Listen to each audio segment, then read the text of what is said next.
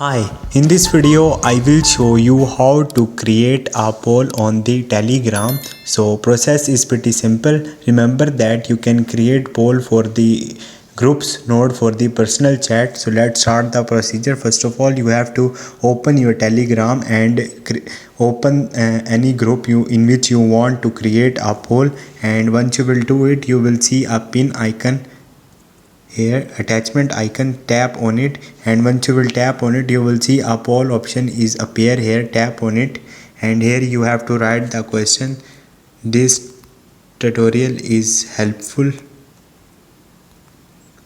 and then you have to give the option yes, no,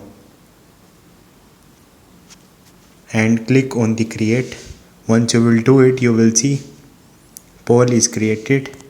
Hope this video will helpful for you. See you next time. Thank you.